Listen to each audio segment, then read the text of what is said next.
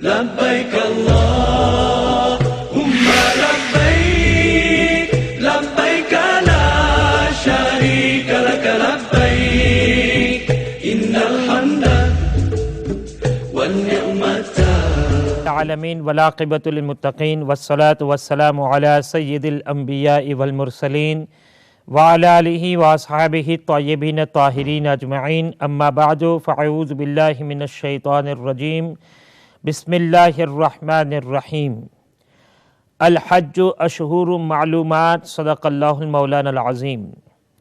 محترم ناظرین کرام، اللہ رب العالمین کا فضل و احسان کہ آج پھر ہم آپ کی خدمت میں ہاؤ ٹو پرفارم حج 10 روزہ سیریز کے 90 روز حاضر خدمت ہیں۔ امید کرتا ہوں کہ انشاءاللہ تبارک و تعالی آج بھی ہر روز کی طرح آپ اپنے ٹی وی اسکرین کے سامنے بیٹھ کر مناسک حج کے مسائل سیکھنے کی غرض سے بیٹھے ہوں گے، اور اس پروگرام میں آپ فون کالز کے ذریعے شرکت بھی فرمائیں گے۔ ناظرین محترم، اب تک آپ نے اس پروگرام میں یعنی ہاؤ ٹو پرفارم حج میں احرام سے لے کر عرفات تک کی باتیں سماعت فرمائی۔ مزید ان گفتگو کو آگے بڑھاتے ہوئے مناسک حج اور ایام حج کو آگے بڑھاتے ہوئے میں آپ کی خدمت میں عرض کرتا ہوں کہ آج بھی انشاءاللہ تبارک و تعالی ہم میدان عرفات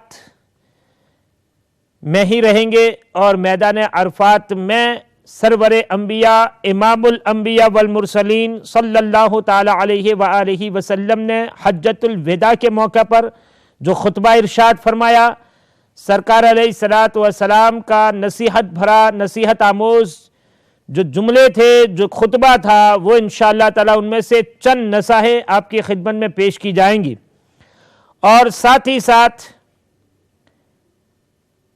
مینا میں جمرات کو کنکری مارنے کے حوالے سے بھی باتیں کی جائیں گی، اور اس کے بعد ساتھ ساتھ میں ہم طواف زیارت کے مسائل اور طواف زیارت کا طریقہ بھی انشاءاللہ تبارک و تعالی آج کی مجلس میں آپ کی خدمت میں پیش کرنے کی سعادت حاصل کریں گے۔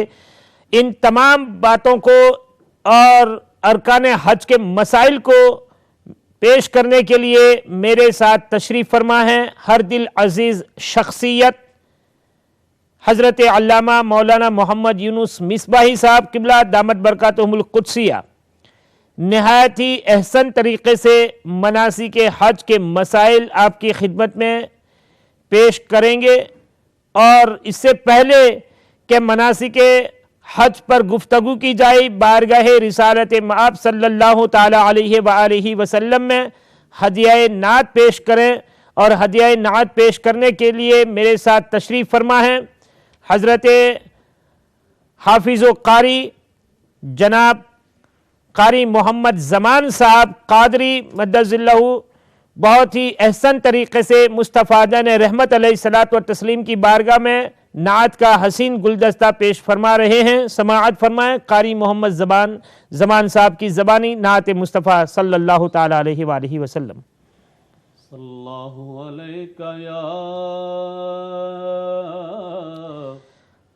رسول اللہ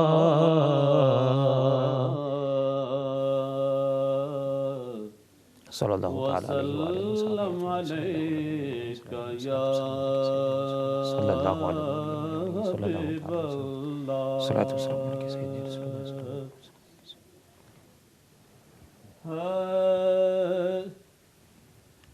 یاد مصطفیٰ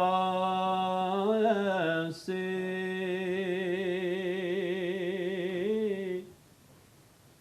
یاد مصطفیٰ سے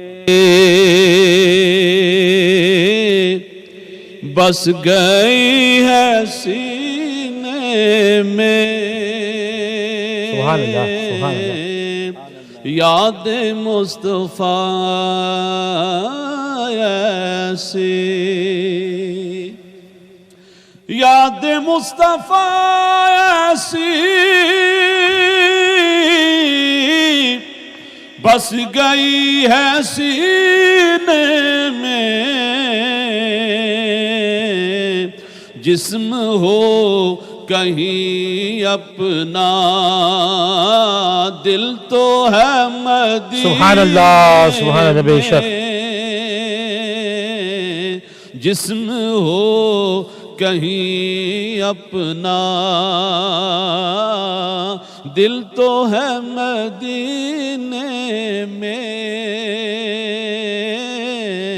یاد مصطفیٰ ایسے اور کون سی جگہ ان کے عاشقوں سے خالی ہے کون سی جگہ ان کے عاشقوں سے خالی ہے ہر جگہ ہے پروانے ہر جگہ ہے پروانے شمع ہے مدینے میں ہر جگہ ہے پروانے اور بھیجیے درود ان پر بھیجیے سلام ان پر بھیجیے درود ان پر بھیجیے سلام ان پر اپنی روز لگوائیے حاضری مدینے میں اپنی روز لگوائیے حاضری مدینے میں یاد مصطفیٰ سے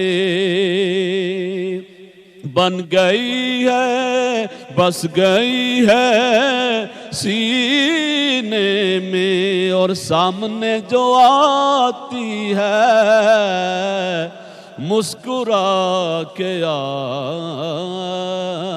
آتی ہے سامنے جو آتی ہے مسکرا کے آتی ہے احترام کرتی ہے موت بھی مدینے میں احترام کرتی ہے موت بھی مدینے میں احترام کرتی ہے موت بھی مدینے میں یاد مصطفیٰ ایسے بس گئی ہے سینے میں جسم ہو کہیں اپنا دل تو ہے مدینے میں یاد مصطفیٰ ایسے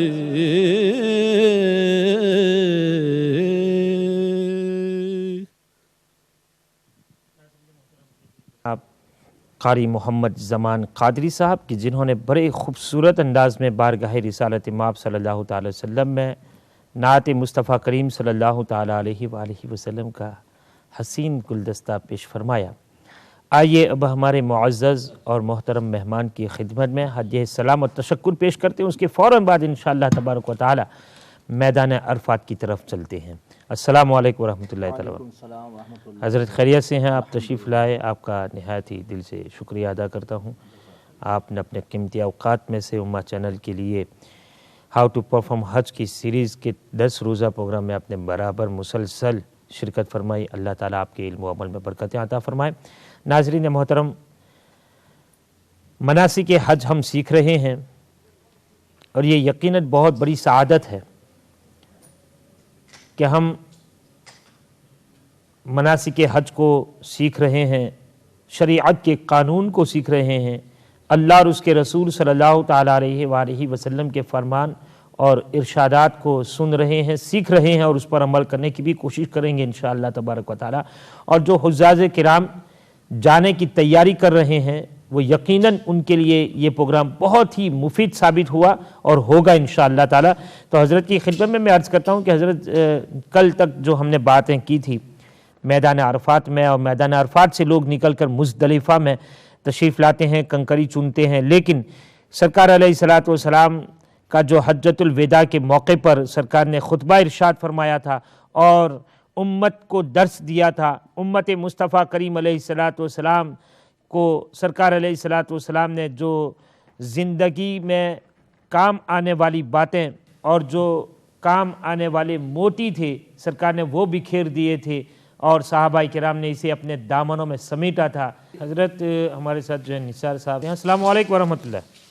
وعلیکم السلام مولانا ادریس صاحب۔ جی نثار صاحب خیریت سے ہیں آپ؟ الحمدللہ، بہت بہت مبارک ہو آپ کو، جزاکم اللہ خیر فی الدارین۔ آپ نے بہت اچھا پروگرام کیا، بہت اچھا، بہت انفارمیشن مل رہی ہے۔ جی کیا ارشاد فرمائیں گے، کیا سوال فرمائیں گے آپ؟ صاحب نے جو نعت پڑھی ہے بہت مزہ آیا، بس شکریہ ادا کرنا آپ کا، اللہ تعالیٰ آپ کو جزا فرمائے۔ آمین۔ حاجی صاحب یہ بس آپ کی دعاؤں سے امہ چینل نے یہ سعادت عطا فرمائی کہ آج ہم آپ کے سامنے ہاؤ ٹو پرفارم حج کیسے ادا کریں اس کے مسائل کو سیکھنا یہ ہمارے لیے نہایت ضروری ہے۔ تو یہ آپ امہ چینل کے لیے بھی دعا فرمائیں، ہمارے علماء کرام تشریف لاتے ہیں ان کے حق میں بھی دعا فرمائیں کہ اللہ تعالیٰ ہماری اس کاوش کو اپنی بارگاہ میں قبول فرمائے۔ امہ چینل یہی چاہتی ہے کہ امت مصطفیٰ کریم علیہ الصلوۃ والسلام پر زندگی میں ایک بار حج فرض ہے تو اس کو شریعت کی روشنی میں ادا کرے، اس لیے یہ مناسک حج کو سیکھنے کے لیے ہاؤ ٹو پرفارم حج کا پورا 10 روزہ یہ سیریز ادا کر دیا۔ مولانا قاری اپنے جی یونس مصباح صاحب کو بہت بہت مبارک، اور ان کا بھی میری طرف سے بہت بہت شکریہ ادا کرنا۔ جی جزاکم اللہ خیر احسن۔ خدا حافظ۔ خدا حافظ فی امان اللہ۔ آمین۔ تو ناظرین محترم دیکھیں کہ یہ 10 روزہ سیریز یقیناً ہم سب کے لیے بہت ہی مفید ہے، اس لیے بھی مفید ہے کہ سب سے پہلے تو یہ کہ ہم کو امہ چینل کے چینل پر جو کعبہ آپ مکۃ المکرمہ کی سرزمین پر جانے کے بعد دیکھ سکتے ہیں وہ آپ کو امہ چینل نے امہ چینل کے ایوان سے ہی دکھا دیا، اور پھر آپ سوچیں گے مقام ابراہیم کیا ہوگا، کتنا ہوگا، تو وہ بھی امہ چینل نے آپ کو دکھا دیا۔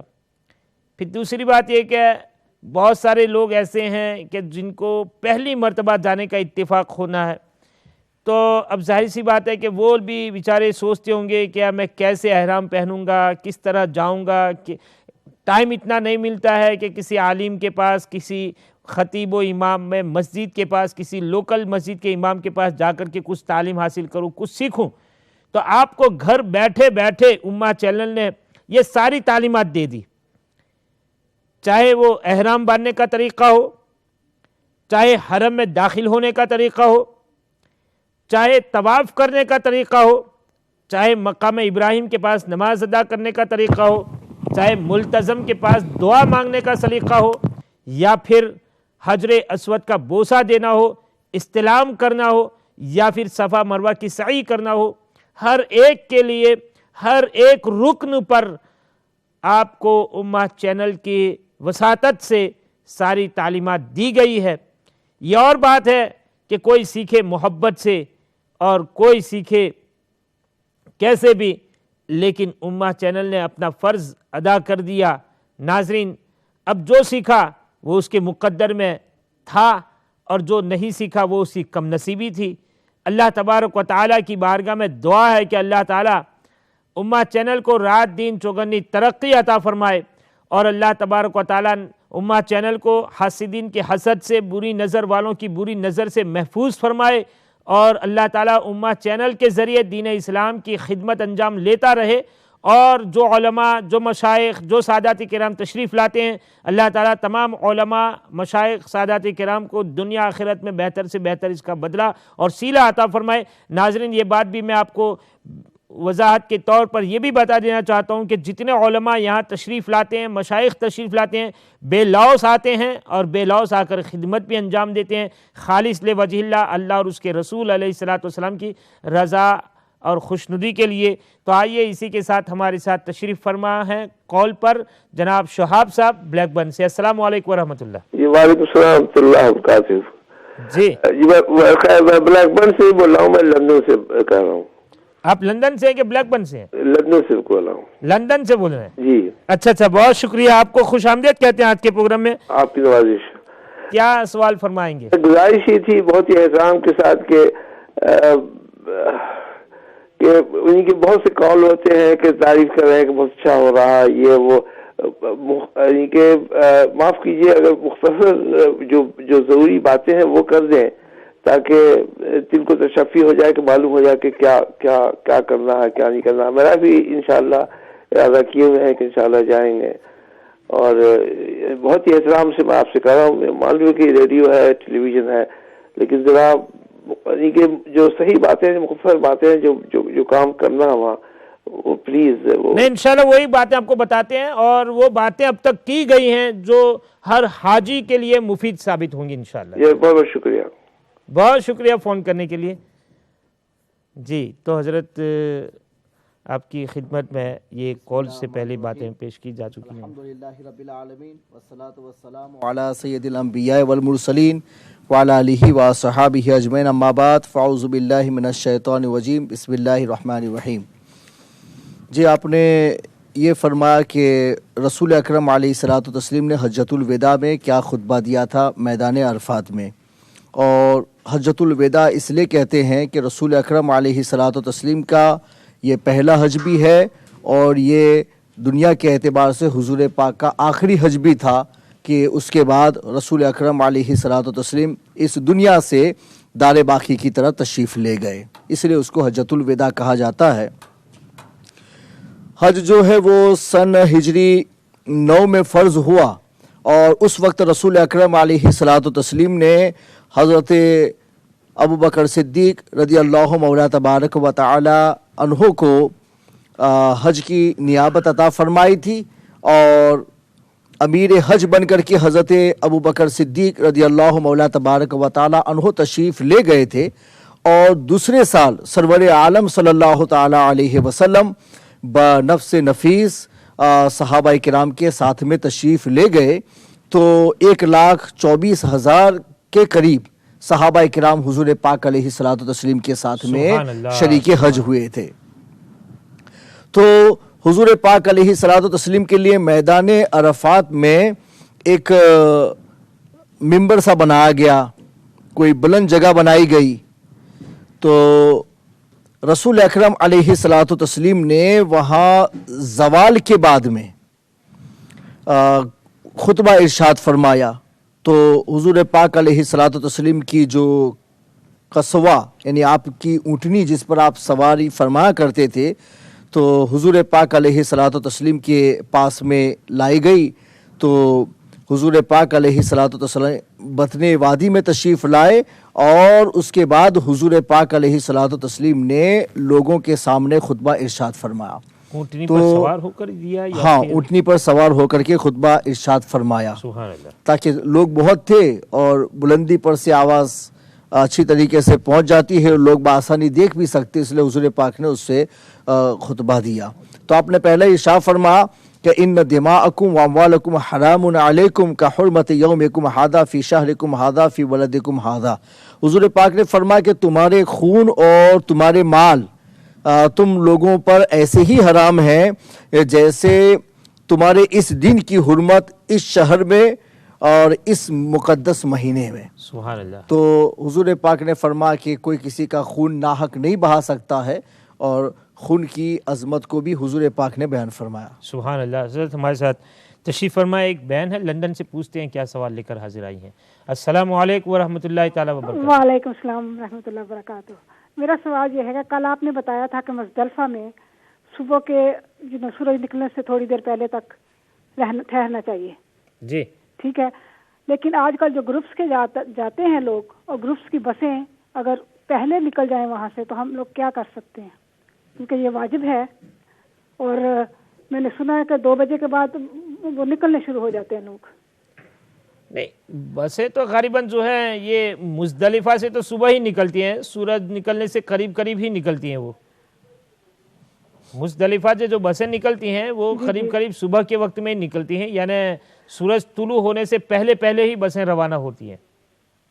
کیونکہ میں نے جو لوگ گئے ہیں پہلے حج پہ، تو وہ کہتے ہیں کہ وہاں کے مولانا نے فتویٰ دیا ہوا ہے، اور لوگ وہاں سے 12 بجے کے بعد سے وہ لوگ کہتے ہیں کہ اب آپ نکل سکتے ہیں وہاں سے. نہیں، یہ کوئی دم واجب ہو جائے گا. دم واجب ہوگا. یہاں سے کسی نے فتویٰ نہیں دیا ہے. جو شریعت کا قانون ہے وہ بتایا گیا ہے، اور جو سنت طریقہ جو واجب ہے کہ سورج نکلنے سے 20 منٹ پہلے مینا سے نکلا جائے، یہی واجب ہے کہ وہاں تک تو ٹھہرنا ہی چاہیے.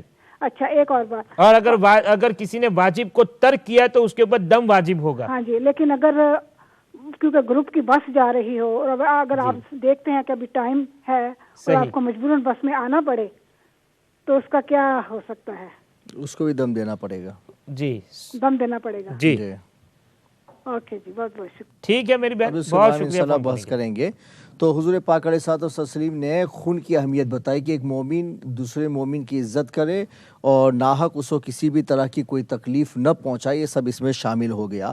پھر حضور پاک علیہ الصلوۃ والتسلیم نے ارشاد فرما کہ الا کل شیء من امر الجاہلیت تحت قدمی یا موضوع، کہ جاہلیت کی جتنی بھی خراب چیزیں ہیں وہ سب کچھ میرے پاؤں کے نیچے رون دی گئی ہیں.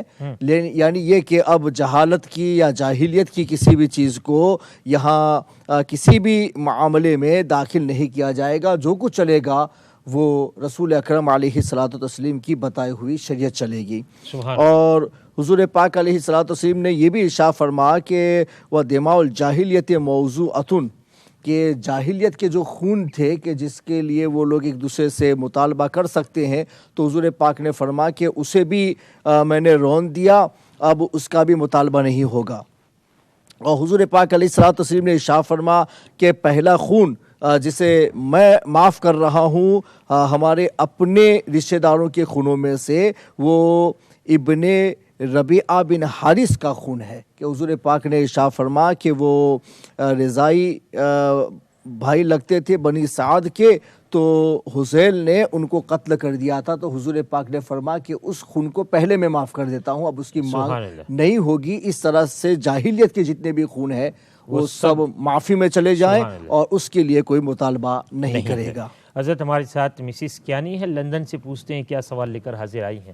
السلام علیکم ورحمۃ اللہ. وعلیکم السلام ورحمۃ اللہ وبرکاتہ. میری طرف سے دونوں علماء کرام کو، مفتیان کرام کو بہت مدبانہ سلام عرض ہے. اور اتنا اچھا اور بہترین جو ہے وہ فائدہ مند پروگرام کرنے پہ اللہ پاک آپ کو بہت جزائے خیر عطا فرمائے. اللہ پاک آپ کے علم میں عمر میں برکتیں عطا فرمائے. الحمدللہ آپ لوگوں نے بہت سے جو اہم معلومات تھی وہ ہم سب لوگوں تک پہنچائی ہے. تو میرے چھوٹے چھوٹے 3 سوالات ہیں. پہلے سوالات ہے، جیسے مولانا صاحب نے کل بتایا تھا کہ جب آپ نے شیطان کو کنکریاں مارنی ہیں، تو اگر کوئی بندہ کنکریاں مارتے ہوئے اس کی کنکریاں ہاتھ سے 2-3 کنکریاں نیچے گر جائیں تو کیا اس کو دم دینا پڑے گا؟ نمبر 1. اور نمبر 2، اگر آپ کی کنکریاں نیچے گر گئی ہیں تو آپ نے نیچے سے اٹھا کے کسی اور کی کنکریاں گری ہوئی کیا اٹھا کے مار سکتے ہیں؟ اور نمبر 3 یہ میرا سوال ہے کہ جیسے کہ ابھی مولانا صاحب نے فرمایا، کسی بہن نے سوال کیا تھا کہ مزدلفہ کے میدان میں جب فجر کی نماز پڑھ لیتے ہیں تو وہ وہاں سے جتنے ہم گروپ کے ساتھ گئے ہوتے ہیں وہ کہتے ہیں بس فجر کی نماز آپ نے پڑھ لی ہے تو آپ واپسی پہ چلیں.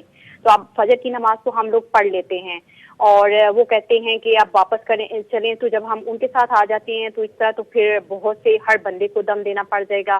اور یہ تھوڑا سا کلیئرفائی کر دیں کہ آیا کہ اگر فجر کی نماز جب شروع ہو گئی ہے، بندے نے پڑھ لی ہے، تو کیا وہ واپس منا میں آ سکتا ہے مزدلفہ کے میدان میں؟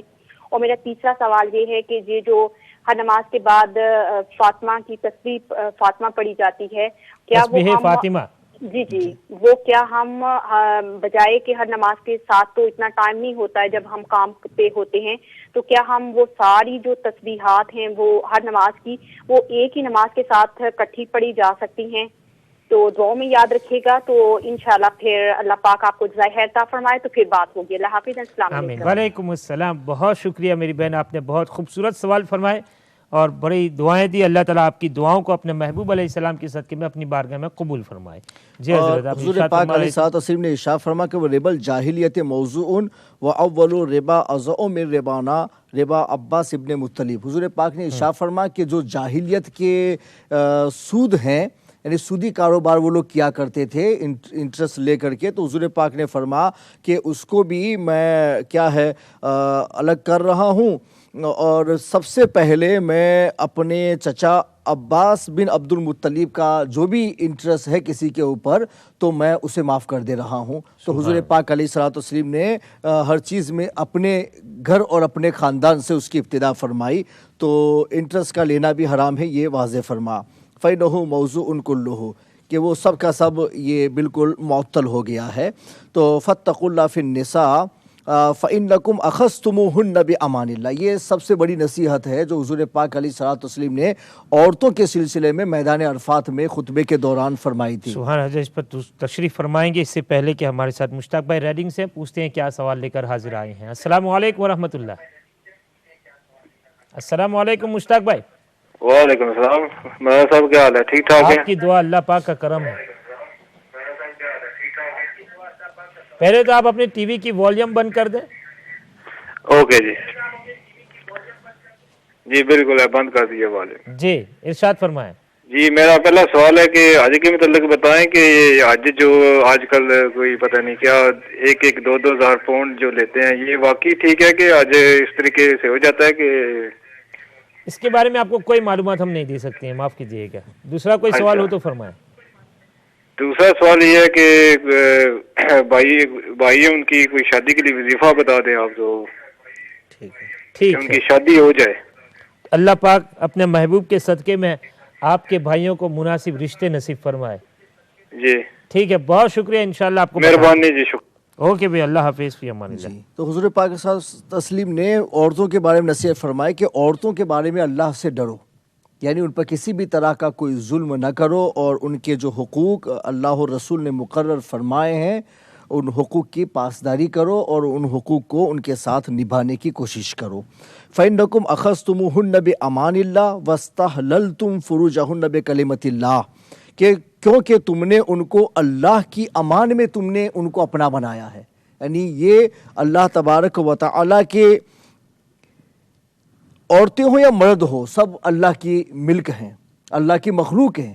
اللہ تبارک و تعالیٰ کی اجازت ہوئی کہ بھائی آپ عورتوں کے ساتھ میں نکاح کر سکتے ہیں، تو اللہ کی اجازت سے آپ عورتوں کو اپنے نکاح میں لاتے ہیں، تو یہ گویا کہ اللہ کی امانت ہے، جو امانت آپ کو اللہ تبارک و تعالیٰ نے اپنے حکم سے عطا فرمائی ہے۔ تو فرما کہ اور تم نے اللہ کے کلمے سے ان کے فروج کو اپنے لیے حلال کر لیا ہے، تو یہ تمہارے لیے حلال ہو گئی، وہ اللہ کے فرمان سے حلال ہوئی، یہ اللہ کی امانت ہے، اس کی اجازت سے وہ تمہارے حق میں آئی ہے۔ اب تم ان کے ساتھ میں ظلم کرو تو یہ مت سمجھنا کہ ظلم کے بارے میں اللہ تبارک و تعالیٰ کی بارگاہ میں تم سے سوال نہیں ہوگا، ضرور پروردگار عالم تم سے اس بارے میں بھی سوال کرے گا، لہٰذا عورتوں کے ساتھ میں ظلم نہیں کرنا ہے اور ان کے حقوق کو پامال نہیں کرنا ہے۔ اور حضور پاک علیہ الصلوۃ والسلام نے ارشاد فرمایا وَلَكُمْ عَلَيْهِنَّ أَلَّا يُؤْتِينَ فُرُوشَكُمْ أَحَدًا تَكْرَهُونَهُ، اور عورتوں کے لیے بتایا کہ بھائی مردوں کا حق عورتوں پر یہ ہے کہ وہ ان کے فروش یعنی ان کے بیڈ کو وہ کسی اور سے جن کو وہ ناپسند کرتے ہیں ان سے کیا ہے وہ پامال نہ کریں، یعنی یہ ہے کہ زنا کا کوئی ارتکاب نہ کرے, کسی ناجائز شخص کی طرف کیا ہے کوئی خراب نظر سے نہ دیکھے, یا ان کے ساتھ میں کسی بھی طرح کا کوئی خراب تعلق قائم نہ کرے. یہ حق عورتوں کے لیے ہے کہ جنہوں نے اپنا ایک شوہر بنا لیا ہے تو اس شوہر کے علاوہ ان کی نگاہیں کسی اور کی طرف نہیں جانی چاہیے. یہ بھی حضور پاک نے میدان عرفات میں عطا فرما. فَإِنْ فَعَلْنَ ذَلِكَ فَاضْرِبُوهُنَّ ضَرْبًا غَيْرَ مُبَرِّحٍ, اگر اس طرح کا کوئی کام ان سے سرزد ہو جائے تو ان کی اصلاح کے لیے تم انہیں مار سکتے ہو, مگر ایسی مار کے جس کے اندر کوئی نشان نہ پڑ سکتا ہو, یعنی معمولی مار سے نصیحت کے لیے ایسا کیا جا سکتا ہے. وَلَهُنَّ عَلَيْكُمْ رِزْقُهُنَّ وَكِسْوَتُهُنَّ بِالْمَعْرُوفِ, اور عورتوں کا حق تم پر یہ ہے کہ تم ان کو کھانا پینا اور رہنا سہنا اچھے طریقے سے عطا کرو.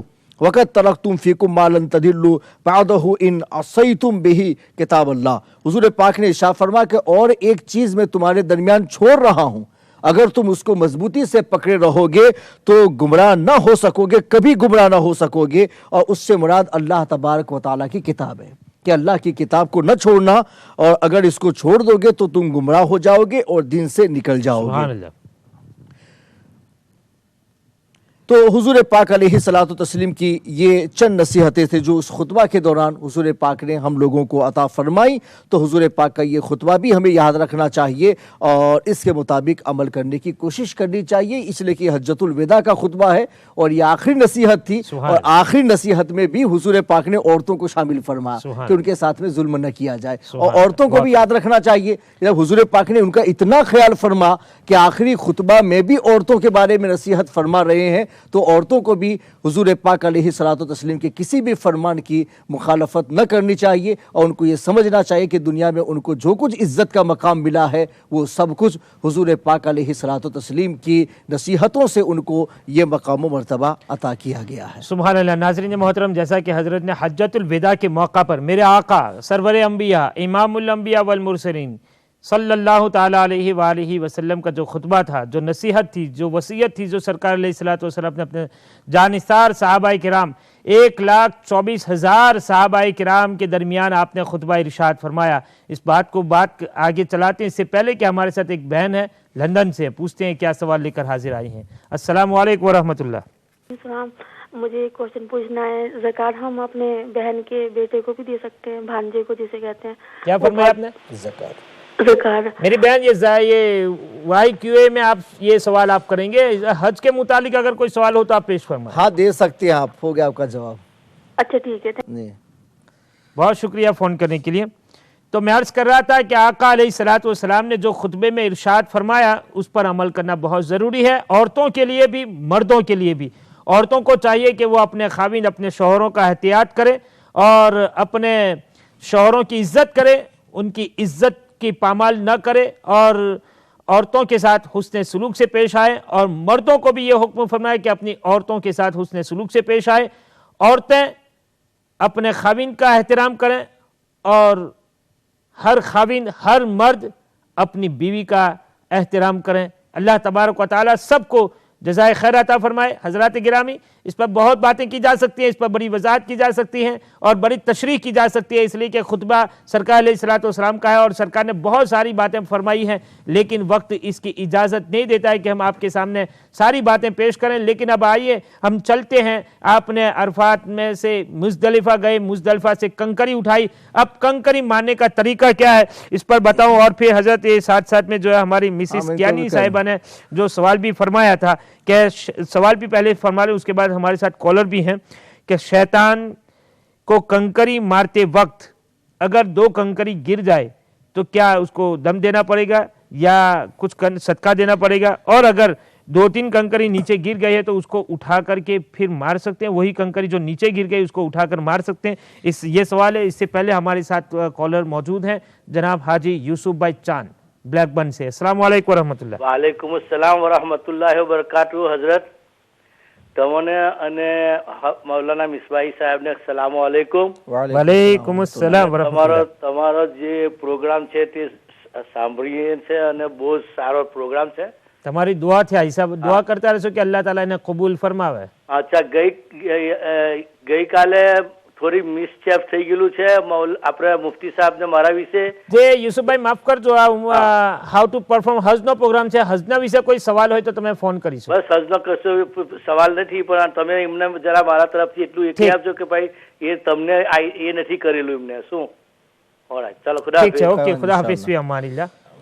जी हाँ, उन्होंने जो सवाल किया कि भाई अगर कोई कंकरी गिर जाए, तो मैंने कल ही उनको बताया था कि भाई ज़रूरत से ज़्यादा कंकरियां साथ में ले लेना चाहिए कि भाई उसमें क्या है, भीड़ की वजह से एक दूसरे का हाथ लग जाए और कंकरी गिर जाए, तो फिर अगर हमने सिर्फ गिनकर 49 ही कंकरी ली है, तो अगर ऐसी गिर गई है तो फिर बाद में मुश्किल हो जाएगा. इससे बेहतर है कि थोड़ी सी कंकरी ज्यादा लेने में कोई हर्ज नहीं है. छोटी छोटी कंकरी लेना, उसका वजन भी क्या होता है, तो इस वजह से उनको थोड़ी ज्यादा कंकरी लेना चाहिए ताकि ऐसा कोई सवाल पैदा ही ना हो सके. हाँ, जहां तक कंकरी गिर गई और अब दूसरी नहीं है, अब कमी हो जा रही है, तो ऐसी सूरत में अगर वहां से कोई गिरी हुई कंकरी मिल जाए तो उसको लेकर भी मार सकती है और गिनती पूरी कर सकते हो, कोई हर्ज नहीं है. से इतना बता गया कि भाई जिन्होंने कंकरियां मार दी है, वो कंकरी अगर नीचे गिरी है तो उसको उठाना इसलिए मकरूह है कि जो कंकरी वहां रह जाती है वो कबूल शुदा नहीं है, और जो कंकरी कबूल हो जाती है वो उठा ली जाती है. वरना इतने आदमी, मिलियनों आदमी अगर कंकरियां मारे तो उनकी इतनी कंकरियों को अगर इकट्ठा किया जाए, माउंटेन बन सकते हैं, मगर ये अल्लाह तबारक व तआला उसको उठा लेता है. इस वजह से इतनी कंकरियां लगने के बावजूद भी वहां पता नहीं चलता कि कंकरियां गई कहां. तो इस वजह से अगर जरूरत है तो उठाकर भी मारा जा सकता है. लेकिन अगर किसी के पास नहीं है, वहां से कोई कंकरी नहीं मिलती है, और अगर चंद कंकरी मारना रह गया है, तो जितनी कंकरी बाकी रह जाएगी उसका सदका उनको देना पड़ेगा. सदका फित्र एक कंकरी पर दे दे तो हो जाएगा. ज्यादातर कंकरी न लग सके तो फिर ऐसी सूरत में ये हुक्म है कि उनको दम देना पड़ेगा. लेकिन अगर जिस दिन में मारी जाती है, जैसे पहले दिन है 7 मारना है, अगर 4 मार दी, 3 रह गई, तो 3 सदके देने पड़ेंगे. 3 सदके. हाँ, दूसरे दिन है तो तीनों शैतान को मारना है, तो 7 या कि 21 और 21 है, तो उसका जो ज्यादा है वो 11 है. अगर 11 कंकरी मार दी, बाकी छूट गई है, तो उन कंकरियों के एवज में हर कंकरी पर जो बाकी रह जाती है उस पर सदका देना पड़ता है. ठीक हजरत, इसी तरह अगर मान लीजिए कि ग्रुप के साथ हैं या 2-4 आदमी एक साथ में कंकरी मारने के लिए जा रहे हैं, जाहिर सी बात है कि अब किसी ने कुछ ज्यादा कंकरी भी ली हुई है, तो क्या उनके पास से ले सकते हैं? हाँ, ले सकते हैं, कोई हर्ज नहीं कि भाई मेरी कंकरी हाथ से गिर गई, आप मुझे दें, अगर ज्यादा हो तो इस तरह ले सकते हैं. ठीक. और उन्होंने जो बताया भाई मुज़दलिफा में लोगों को जल्दी से बसों में बिठा दिया जाता है और निकलने के लिए कहा जाता है. देखो, मैदान मुज़दलिफा में अगर बसें खड़ी हैं और पूरा मैदान मुज़दलिफा ये वकूफ की जगह है, अगर उनको क्या है नज़दीक में जगह मिलती है तो वहाँ जाए, अगर नहीं मिलती है तो पूरा मैदान मुज़दलिफा वकूफ की जगह. अगर बसें वहाँ खड़ी हैं और बसों में कोई आदमी बैठ करके भी इंतजार करे, तब भी वो मुज़दलिफा के वकूफ के अंदर ही है. और रह गया वाजिब का अदा होना, तो उसके लिए सुबह सादिक से लेकर के सूरज निकलने से कुछ देर पहले, 2 रकात नमाज से पहले अगर वो मैदान छोड़ देता है तो वाजिब अदा हो जाता है. लेकिन ये पूरा टाइम वाजिब नहीं है. टाइम इतना है कि अगर किसी ने फजर का वक्त वहां गुजारा और फजर की नमाज वहां अदा कर ली तो उसका वाजिब क़ियाम पा लिया गया. अब फजर की नमाज पढ़ के फौरन भी कोई निकल जाता है तो उसका वाजिब अदा हो गया, उसको दम देने की जरूरत नहीं है. हाँ, इतना कह सकते हैं कि सुन्नत के खिलाफ हुआ, कि सुन्नत यह है कि 2 रकात नमाज का वक्त बाकी रह जाए फजर सूरज के निकलने में, उस वक्त लोगों को वहां से निकलने की तैयारी शुरू करके निकल जाना चाहिए. लेकिन वाजिब वक्त तो सिर्फ सुबह सादिक के बाद में थोड़ा भी ठहर गया, सिर्फ नमाज पढ़ ली और फौरन निकल गया, फिर भी वाजिब अदा हो जाता है और उसमें दम लाजिम नहीं आता. क्या कहना, बहुत खूब, सुभान अल्लाह. ठीक, तो हजरत अब ये कंकरी मार ली, कंकरी मारने के बाद वो कौन सा अमल करेगा? पहले दिन जैसा कि आपने फरमाया कि भाई पहले दिन 10वीं ज़िलहज पहले उनको कंकरी मारने का तरीका बता देते हैं और उसके बाद किस तरह मारी जाती है. मैं कंकरी लाने वाला था, लेकिन ये इत्तेफाक से जल्दी आना. कंकरी मारने का जो मुस्तहब और सुन्नत तरीका है वो ये है कि अंगूठा और कलमा की उंगली, अंगूठा और कलमा की उंगली इस तरीके से कंकरी को पकड़ा जाएगा और उसके बाद हाथ उठा करके इस तरीके से हाथ उठाए कि ये बगल वाला हिस्सा ऊंचा नुमाया दिखाई दे, इस तरीके से उठा करके यूं कंकरी मारी जाएगी और उसके साथ में तकबीर भी बुलंद की जाएगी, बिस्मिल्लाह अल्लाहु अकबर रग़मन लिश शैतान व रिज़न लिर रहमान. पहले पढ़ ली जाए दुआ और उसके बाद मारी जाए. तो उसके साथ पढ़ते हुए मारी जाएगी कि बिस्मिल्लाह अल्लाहु अकबर रगमल लिशैतान व रिज़ल लिर्रहमान, यानी शैतान को जलील करने के लिए और रहमान को राजी करने के लिए मैं काम कर रहा हूं। तो इस तरीके से उठा करके उनको मारना है। और अभी के हाजियों के लिए शैतान में को कंकरी मारने में बड़ी आसानी ये हो गई है कि उन्होंने बड़ी लंबी सी दीवारें बना दी हैं, तो और वॉलों के दरमियान में उन्होंने क्या है वो सुराख जैसा रखा हुआ है कि आप कोई भी कंकरी मारेंगे तो वो उस सुराख से होती हुई बिल्कुल जमरा के पास में, बिल्कुल जमरा के पास में बिल्कुल नीचे जाती है और वो 3 हाथ के अंदर ही रहती है। जो मारने का तरीका है ना, पहले तो ऐसा था खुले हुए थे, आप जोर से मारेंगे तो दूर चली गई, तो हो सकता है कि काउंट ना हो सके, लेकिन अभी ऐसा है कि वो अंदर ही जाती है। कोई मारेगा दीवार पर वो बिल्कुल अंदर ही गिरेगी, तो उसका ये मारना वो क्या है गिन ही लिया जाता है और उसमें कोई ऐसा नहीं है कि कोई कंकड़ी किसी के बेकार जाए। हमारे साथ जो है बड़ा साहब तशरीफ फरमा है ब्लैकबर्न से, पूछते हैं क्या सवाल लेकर हाजिर आए हैं। अस्सलाम वालेकुम रहमतुल्लाह। वालेकुम सलाम, अजद कैसे हो? दुआ आपकी। यूनुस मौलाना साहब को भी सलाम। वालेकुम सलाम। अच्छा अजद, ये बात बड़ी अच्छी चल रही है, तो सवाल ये है कि जो पहले दिन का कंकरी का जो मसला है, हमारे लोग मोस्टली यही वो ये करते हैं कि जल्दी करो, जवाल से पहले लगा लो, जवाल से पहले लगा लिए, तो क्या जवाल के बाद लगाने में कोई हर्ज है या फिर कोई दम का मसला भी होता है उसमें? ठीक, और कोई सवाल? बस यही पूछना था। और ये जो अभी हजरत ने फरमाया कि बिस्मिल्लाह अल्लाहु अकबर, अगर पूरी दुआ किसी को नहीं आती है तो बिस्मिल्लाह अल्लाहु अकबर करके तो कंकड़ी मार सकते हैं ना वो लोग? हाँ, बगैर पड़े हुए भी मारी जा सकती है जी। बस तो यही मेरा तरीका यही है कि बिस्मिल्लाह अल्लाहु अकबर जो दुआ है वो दुआ पढ़ी जाए। अगर किसी को दुआ याद नहीं है और सिर्फ बिस्मिल्लाह पढ़ के भी मार सकता, बिस्मिल्लाह अल्लाहु अकबर कह कर भी मार सकता।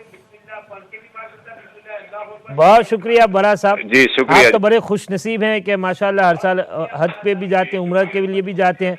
हमारे लिए भी दुआ फरमाएगा, उम्मा चैनल के लिए भी दुआ फरमाएगा, और तमाम नाजरीन में जो जिनको अभी तक जो है हज या उम्रे की सआदत नसीब नहीं हुई उनके लिए भी दुआ फरमाइएगा कि अल्लाह ताला उनको भी अपना हरम, अल्लाह पाक हर एक को ले जाए मौलाना। आमीन। बहुत शुक्रिया। जी, शुक्रिया जी, शुक्रिया, जज़ाकल्लाह खैर। ओके, अस्सलाम वालेकुम। हाँ जी, उन्होंने जो फरमाया उनका सवाल जो अपनी बात चली रही है, तो जो 10वीं को वो क्या है मुजदलिफा छोड़ करके इधर मिना की तरफ वापस आएंगे और आज उनको पहले बड़े शैतान को कंकरी मारनी है। बड़ा शैतान कौन है? वो मस्जिद खैफ जो है उसके जो करीब में आता है वो छोटे शैतान है, वो पहला है, और फिर उसके वस्ता कहा जाता है, और जो मक्का की जानिब है तो उसको बड़ा शैतान कहा जाता है, उसको जमरतुल उक़बा भी कहते हैं। तो उसको 7 कंकरी मारनी, 10वीं के दिन से एक ही शैतान को कंकर मारना है और वो बड़े शैतान को कंकर मारना है, और वो 7 कंकर मारने हैं।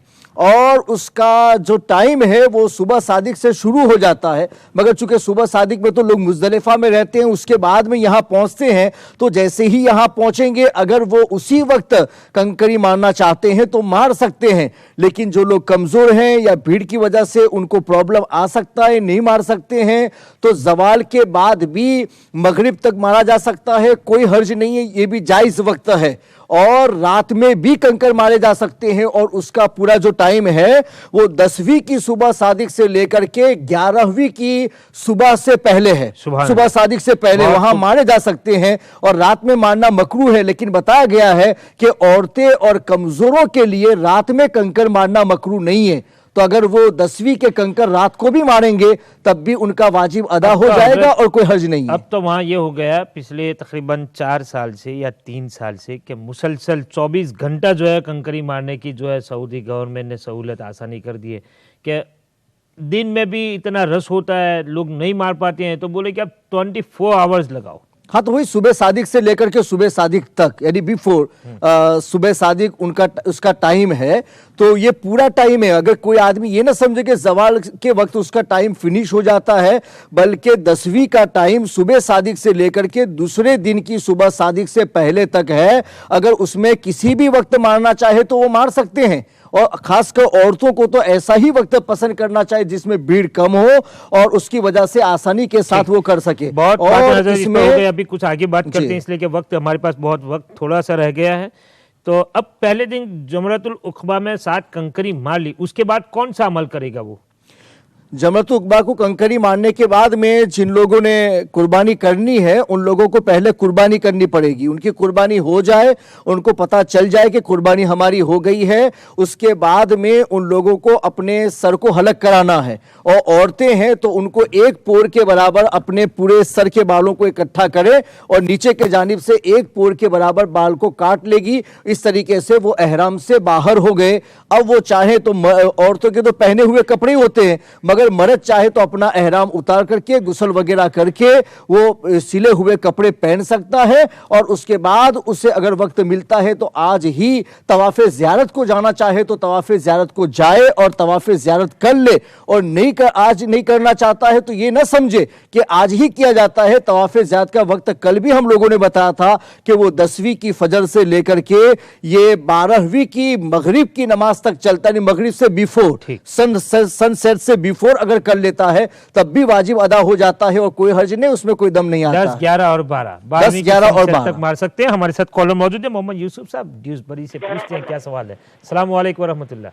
जी हजरत जी, अस्सलाम वालेकुम। वालेकुम अस्सलाम वरहमतुल्लाह। हजरत ये जो अल्लाह के नबी सल्लल्लाहु अलैहि वसल्लम ने जो फरमाया है कि क़यामत से पहले पहाड़ों से ज्यादा इमारतें बुलंद हो जाएगी, तो क़यामत की निशानियों में से इसी तरीके से कहा कि जब 7 टनल हो जाए तो क़यामत को करीब समझो। ये बात ये ऐसा करें कि ये सवाल आपका YQA में जो हमारा प्रोग्राम होता है 5 से 7 उसमें आप फरमाएंगे, बड़ी नवाजिश होगी। ये हज का प्रोग्राम है, इसमें जो है मनासिक हज के बारे में कोई सवाल हो तो उसमें करें, या इसके बाद जो है हिडन ट्रूथ एक प्रोग्राम अभी 10:30 बजे शुरू होगा तो उसमें भी आप कर सकते हैं। यही सवाल आप उसमें फरमाएंगे, बड़ी नवाजिश होगी। ओके मोहम्मद यूसुफ साहब, खुदा हाफिज। हाँ, तो तवाफ़े ज़ियारत करना है और जो नहीं कर सकता वो बाद में भी कर सकता है। और उसके बारे में कल भी थोड़ी सी आपने तफसील उसकी बयान की थी। अब वो 11 और 12 का भी बता देते हैं कि भाई 11 और 12 को यहाँ तवाफ़े ज़ियारत अगर कोई कर लेता है तो करने के बाद उसको मिना वापस आना है, और जो बाद में करना चाहता है वो भी रुकेगा मिना और फिर इधर आकर के तवाफ़े ज़ियारत कर सकता है, कोई बात नहीं है। लेकिन अब वो 11 और 12 को मिना में जो ठहरेंगे तो 11 और 12 को मिना में ठहर करके वहां नमाज़ें अदा करनी है, जिक्र और अस्कार में मशगूल रहना है, दुनिया की बातें नहीं करनी है। ये सब ख्याल लोगों को रखना चाहिए। और ये याद रखें कि हमारे यहाँ मसलक हनफी में जो कंकरी मारने का टाइम 11 और 12 को है वो जवाल के बाद में, मिड डे के बाद में शुरू होता है, उससे पहले होता ही नहीं है। लिहाजा अगर कोई मिड डे से पहले कंकरी मार ले तो उसका मारना गिना नहीं जाएगा। अगर वो दोबारा नहीं मारेगा तो उसका वाजिब तर्क होगा और उसको दम देना पड़ेगा। तो 11वीं को और 12वीं का ये दोनों का टाइम मैं बता रहा हूं कि जवाल के बाद से लेकर के सुबह सादिक से पहले तक मारे जा सकते हैं। इसी तरीके से 12वीं को भी जवाल से लेकर के सुबह सादिक से पहले तक में मारी जा सकती है। तो जो लोग कमजोर हैं वो डायरेक्ट किसी को अपना नाइब ना बना ले कि भाई मेरी तरफ से कंकर मार लेना, मैं नहीं मार सकता हूं। उसके लिए भी कंडीशन है कि कंकर मारने में नाइब कौन बना सकता है? सिर्फ वही शख्स बना सकता है कि जो इतना कमजोर हो गया है या इस कदर बीमार है, इस कदर लागर है कि वो सवारी पर बैठकर भी जमरा तक नहीं पहुंच सकता है। तो ऐसा आदमी किसी को अपना नाइब बना करके कंकरी मरवा सकता है। लेकिन अगर ऐसा नहीं है तो थोड़ी बहुत सी कमजोरी या भीड़ की वजह से यह कहना कि मेरा कोई नाइब बन जाए तो कंकरी में इस तरीके से नाइब नहीं बनाया जा सकता। लिहाजा ये लंबा टाइम आप याद रखें। इस टाइम में जब भी आपको मौका मिले मार सकते। बेहतर टाइम अपनी जगह पर जवाल से लेकर के वो क्या है मगरिब तक रहता है, लेकिन उसके बाद भी भीड़ की वजह से कोई नहीं मार सकता तो उसके लिए मकरूह नहीं है और रात में भी मारे जा सकते हैं। हजरत एक बात यह है कि जैसा कि आपने इरशाद फरमाया कि बाल मुड़ा लिए, अब कुर्बानी होना मुतहक्कक न हो, जब तक यकीन न हो जाए कि आपकी कुर्बानी हो गई है वहां तक आपको बाल सर के उड़ाने की इजाजत नहीं है। अगर किसी ने ऐसा कर लिया और पता चला कि नहीं कुर्बानी नहीं हुई थी तो उसको दम देना पड़ेगा, अलग से कुर्बानी करनी पड़ेगी, इसलिए कि उसने वाजिब के खिलाफ किया। हमारे नजदीक तरतीब वाजिब है कि पहले क्या है कंकरी मारी जाए और उसके बाद में कुर्बानी हो और कुर्बानी के बाद में फिर हलक हो। अगर इन तीन की तरतीब में कोई आदमी खिलाफ करेगा तो फिर उसको दम देना पड़ेगा। और तवाफ़े ज़ियारत के लिए कब जाएगा वो? وہ جب اس سے یہاں سے فارغ ہو جائے تب وہاں پہنچ جائے. تقلا کرانے کے بعد جائے گا, یعنی بال منہ ڈالے یا حلق کرو, اس میں ہاں پھر اس سے حلق ہی کرانا پڑے گا چونکہ بال تو ان کے چھوٹے ہو گئے ہوں گے. عورتوں کو صرف ایک پور کے برابر بال کٹوانے ہیں. ہمارے ساتھ تشریف فرما ایک بہن ہے لندن سے, پوچھتے ہیں کیا سوال لے کر حاضر آئی ہیں. السلام علیکم. جی وعلیکم السلام. جی مولانا صاحب کو بھی میری طرف سے بہت بہت السلام علیکم. وعلیکم السلام. میں نے یہ پوچھنا تھا سر کہ نا اب اگر کسی کا حج ایسے ہوا ہو کہ اسے یہی محسوس ہوتا ہو کہ تمام کام جو ہے وہ اس میں یعنی کوئی بھی ٹھیک نہیں ہوا, تو اس کے لیے وہ حج تو حج نہ ہوا نا, اس کے تسلی اس کو یہی نہیں ہوئی کہ میرا حج نہیں, تو وہ اس کو دوبارہ کرنا چاہیے. ٹھیک. دوسرے یہ کہ جب عمرہ ہے جب کیا جاتا ہے تو اگر 3-4 عمرے اکٹھے کرنے ہوں تو ان کے عمرے کے ساتھ صحیح جو ہے وہ بہت وہ ضروری ہے کہ صحیح بھی ساتھ ہو تبھی وہ عمرہ گنا جائے گا. جی اور کوئی سوال؟ اور دوسرا یہ کہ اگر طواف جیسے خانہ کعبہ کا طواف کیا جاتا ہے تو طواف جو ہے وہ کسی منت کے لیے یا کسی خواہش کے لیے یا کسی ایسے کر سکتے ہیں وہ طواف؟ جی ٹھیک ہے, ٹھیک ہے میری بہن, بہت شکریہ. تینوں سوالات کے جواب آپ کے پیش کیے جائیں گے انشاءاللہ تعالی.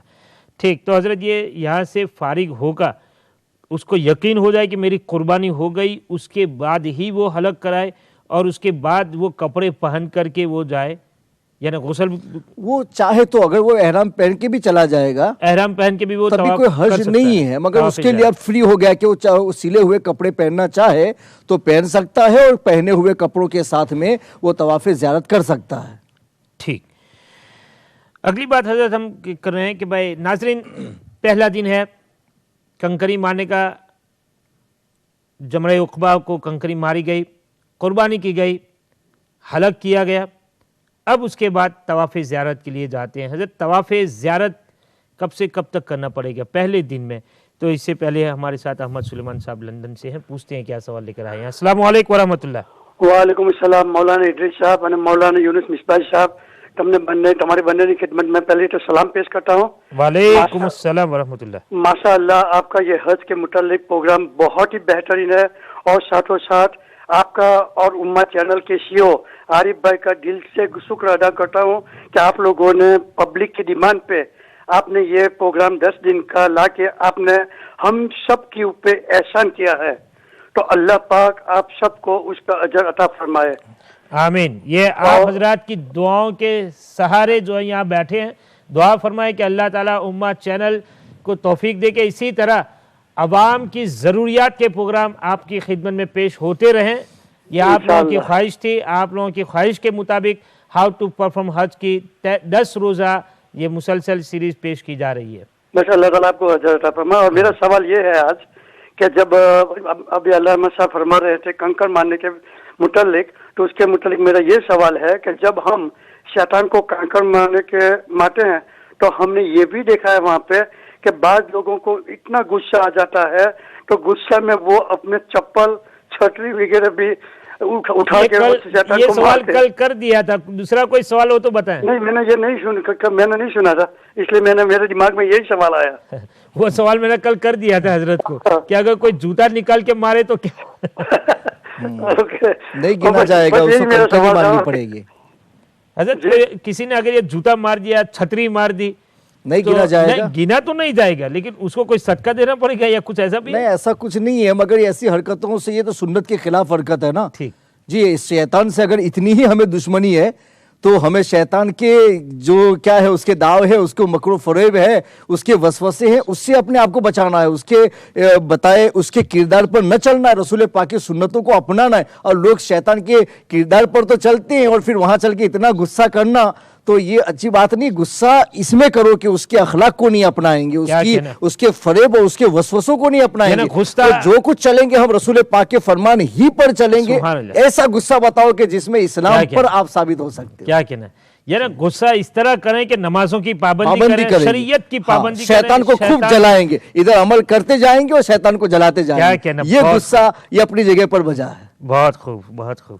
ٹھیک, تو حضرت ابھی ہم جو ہیں مکہ جائیں گے, ٹھیک، ہمارے ساتھ جو ہیں اور صاحب ہیں، محمد قاسم صاحب ہیں ڈیوزبری سے، پوچھتے ہیں کیا سوال لے کر حاضر ہیں؟ السلام علیکم۔ بہت زیادہ دل میں بہت یہ افسوس ہو رہا ہے کہ بہت سارے یہاں سے اللہ کے بندے پیسے خرچ کر کے جا رہے ہیں، لیکن کچھ ایسی پٹی بڑھا دی ہے کچھ لوگوں نے کہ وہاں حرم شریف کے پیچھے امام کے پیچھے نماز نہیں ہوتی۔ بہت شکریہ محمد قاسم صاحب، آپ نے فون کیا، بہت شکریہ۔ اس پر ہم کافی بات کر چکے ہیں اور کافی سوالات کر چکے ہیں۔ افسوس کی کوئی بات نہیں کرنی چاہیے، افسوس تو اس پر ہونا چاہیے کہ کوئی نقصان ہو۔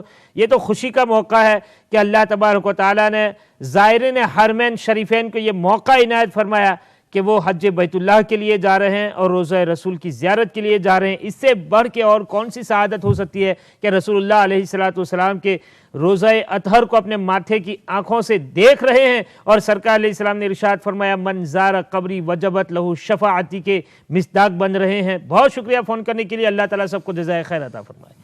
جی حضرت، تو بات اصل میں یہ تھی کہ یہ قربانی بھی کرے گا، حلق بھی کرے گا، اس کے بعد وہ احرام اتارنا چاہے تو اتار سکتا ہے، اس لیے کہ احرام کی ساری پابندیاں عورتوں کو تو فکر ہے ہی نہیں، اس لیے کہ ان کو پہنے ہوئے کپڑوں میں جانا، اس لیے ان کو کوئی فکر نہیں ہے۔ مرد اگر چادر نکال دینا چاہے تو نکال کر کے وہ سلے ہوئے کپڑے پہن سکتا ہے، یا وہاں آ کر کے غسل کر کے فارغ ہو کر کے اچھی طریقے سے پھر جا سکتا ہے، کوئی بات نہیں ہے۔ طواف زیارت کے لیے احرام اب شرط میں نہیں رہا، چونکہ احرام آپ کا وہاں سے ختم ہو گیا، چونکہ قربانی کی آپ فارغ ہو گئے احرام سے، اب آپ کے لیے احرام کی ضرورت نہیں ہے۔ ہمارے ساتھ تشریف فرمائے محمد اکرام صاحب لندن سے۔ السلام علیکم ورحمۃ اللہ۔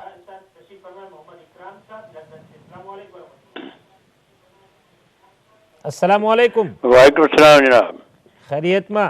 میری طرف سے دونوں علماء حضرات کو السلام علیکم۔ وعلیکم السلام۔ میرا ایک سوال ہے۔ جی ارشاد۔